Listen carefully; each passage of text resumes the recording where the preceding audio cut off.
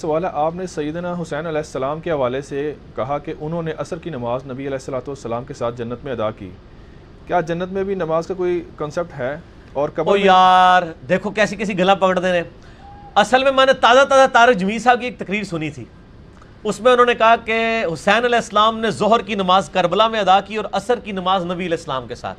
تو سر ہم نے بھی محبت میں کہہ دیا، لیکن ہم محبت میں بھی کہتے ہیں نا تو علمی دلائل کے ساتھ کہتے ہیں، ہم اس کو ثابت بھی کرتے ہیں. سنن ابن ماجہ میں ایک روایت ہے کمزور سند کی، لیکن اس کی صحیح سند جو ہے نا المستدرک للحاکم میں ہے، صحیح ابن حبان میں ہے.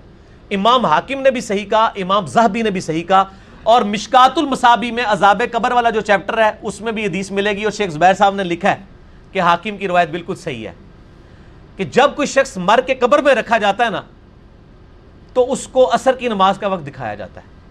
فرشتے اس سے سوال کے لیے آتے ہیں، وہ کہتا ہے فرشتوں ایک منٹ مجھے نماز پڑھ لینے دو. یعنی نماز ایسی اس کے دماغ پہ سوار ہوتی ہے.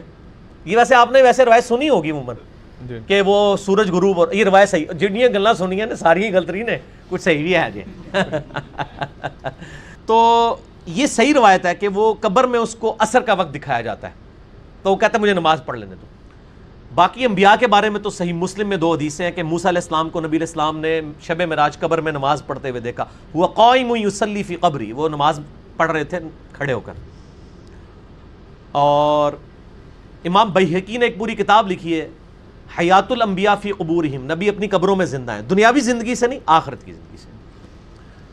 اور اس میں یہ روایت لے کے ہیں الانبیاء احیاء فی قبورہم یصلون، نبی اپنی قبروں میں زندہ ہیں اور وہ نمازیں بھی پڑھتے ہیں. لیکن وہ نمازیں دنیاوی نمازیں نہیں ہیں، نہ ان نمازوں کے لیے دنیاوی وضو والا پروٹوکول ہے، نہ یہ ہے کہ آپ کسی نبی کی قبر کھودیں تو وہ آپ کو نماز پڑھتا ہوا نظر آئے گا. وہ اسی طریقے سے میت نظر آئے گی جس طرح دفنایا گیا تھا. وہ آپ نہیں آبزرو کر سکتے. وہ برزخ کا معاملہ ہے اللہ اور بندے کا. عام بندوں کو بھی اللہ تعالیٰ فضیلت دیتا ہے. اور جنت میں قرآن میں سورہ زمر میں آیا نا کہ جنتی جب جنت میں پہنچیں گے تو الحمدللہ رب العالمین ترانہ گائیں گے. تو جنت میں پہنچ کے بھی جو اللہ کی عبادت کرنا چاہے تو انہوں کوئی تکلیف ہے یار؟